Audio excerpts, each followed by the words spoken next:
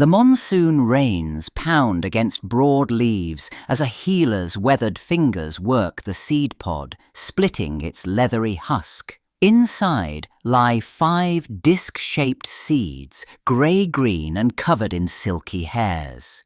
He selects one, places it on a flat stone and begins scraping with a worn bronze blade, collecting pale shavings into a folded leaf.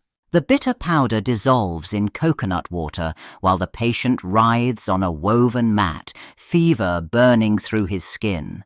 The healer measures carefully, a pinch no larger than a mustard seed. Too little brings no relief. Too much triggers the dreaded vishamushti when muscles lock like iron bars and the spine bends backward until the head nearly touches the heels. He watches the patient's throat work to swallow, counting breaths.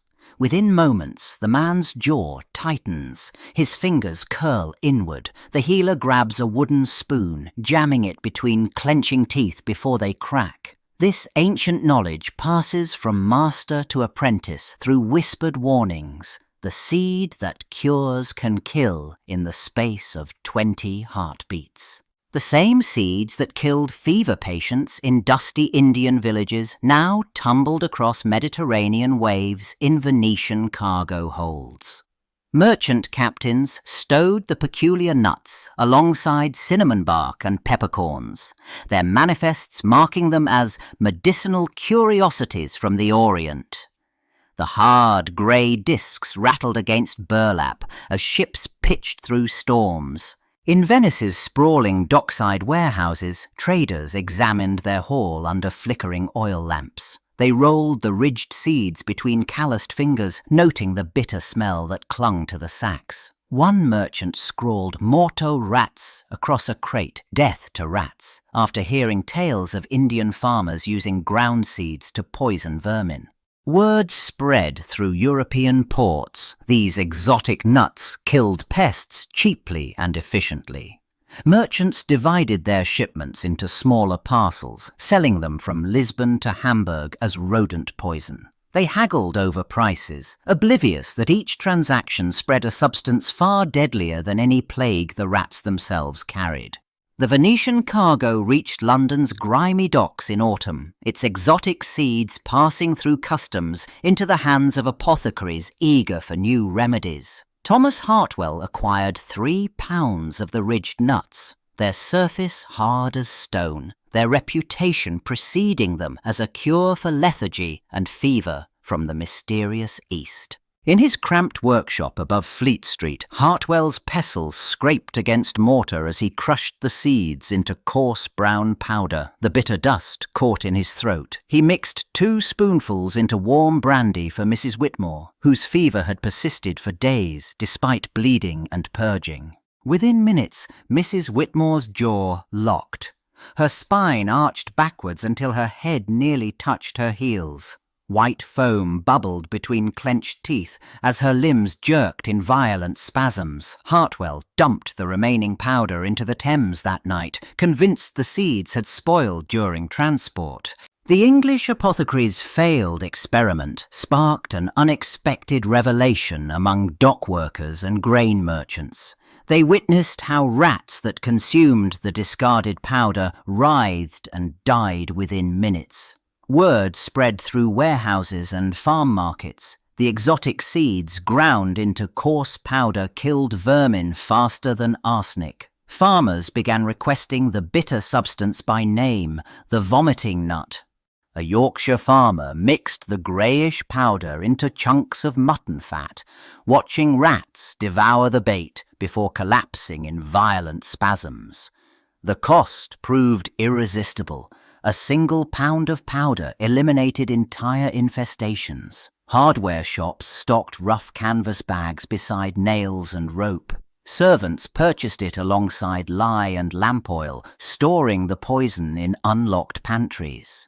The miller's wife noticed how easily the powder dissolved in warm broth. The stable hand observed its lack of smell when mixed with ale. In tavern corners, men whispered about inheritance disputes and unfaithful spouses. The same powder that cleared barns of rats now sat within arm's reach of every kitchen, every cellar, every bitter heart. The bitter powder that killed rats in barns across Europe arrived at the École de Pharmacie in crude sacks, their contents destined for transformation.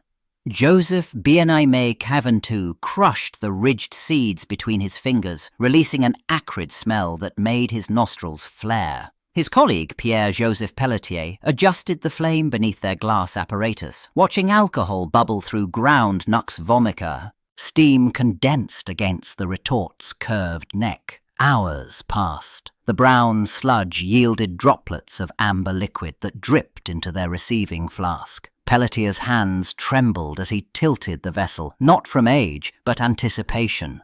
White needles materialized along the glass walls, each crystal catching candlelight like frozen lightning. They scraped the residue with a silver spatula.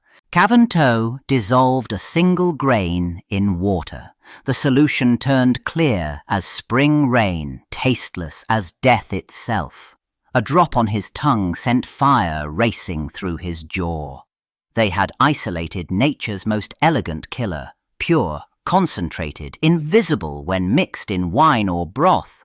What once required spoonfuls of ground seed now needed mere specks. The gleaming crystals from Caventou and Pelletier's laboratory reached Edinburgh's Royal Infirmary in small glass vials, each containing enough concentrated poison to kill a dozen men.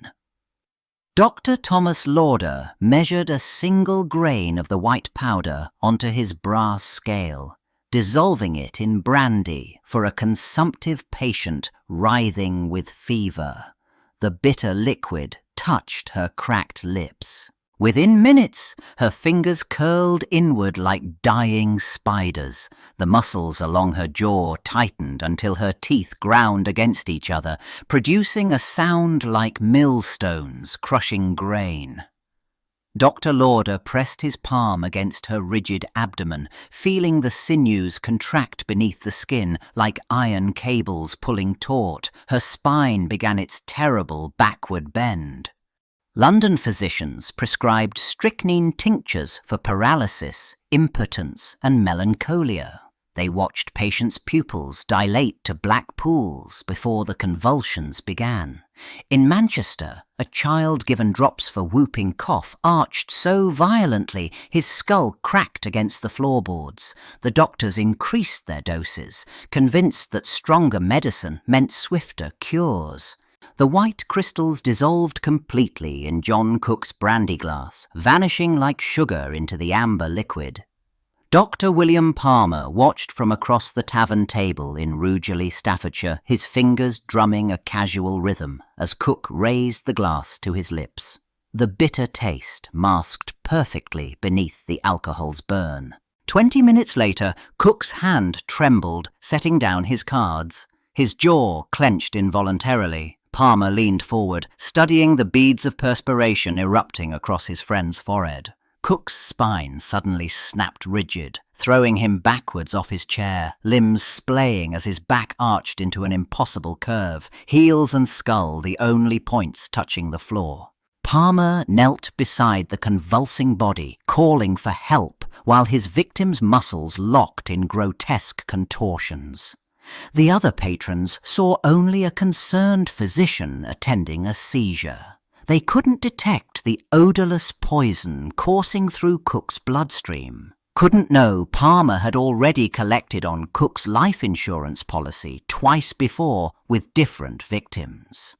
The oak-panelled courtroom in Old Bailey erupted as Dr. Palmer's trial commenced, drawing crowds who pressed against the gallery rails.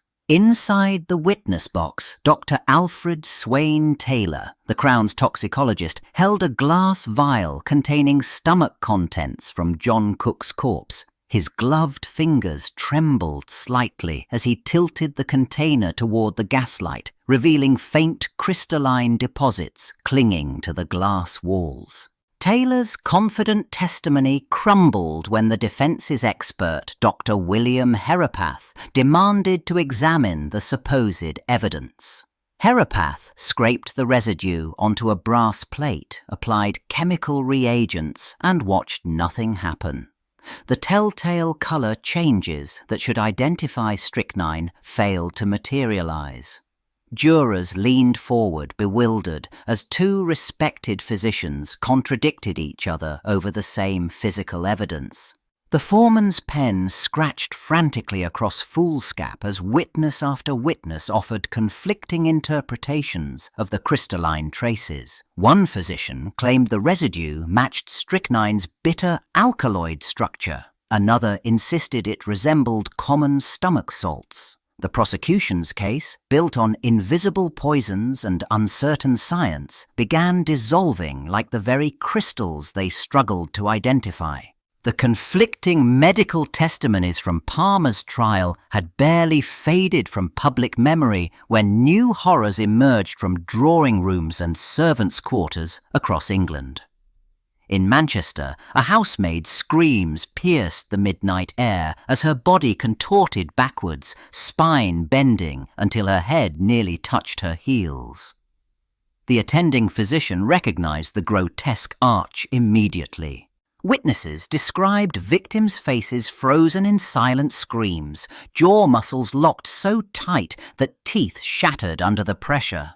The poisoned writhed for hours, conscious throughout their ordeal, eyes bulging as every muscle fibre contracted simultaneously. One London coroner noted how a victim's body remained rigid for days after death, curved like a drawn bow. Newspapers printed detailed accounts of the convulsions, the foam tinged pink with blood, the peculiar sardonic grin etched on corpses. Letters flooded Parliament demanding restrictions on the white powder's sale. Mothers clutched their children tighter, knowing any bitter taste in their evening tea might herald an agonizing dance with death. While medical experts debated in courtrooms and physicians scribbled warnings in their journals, the printing presses of Fleet Street churned through the night. Ink-stained operators fed enormous sheets into clattering machines, each revolution stamping out lurid headlines. Poisoner's victim dies in agony, and the white powder of death. Newsboys hawked these penny papers on foggy street corners. Woodcut illustrations accompanied the text. A man's body contorted into an impossible arch, his mouth frozen in a silent scream. Readers studied these grotesque images over their morning tea, learning the telltale signs, the sardonic grin, the rigid limbs, the spine bent backward until the head nearly touched the heels. Every household now recognized the symptoms of strychnine poisoning. Chemists' shops reported surging sales as customers demanded the bitter powder for their rat infestations. The same substance that killed vermin in the cellar could dissolve invisibly into a cup of brandy upstairs.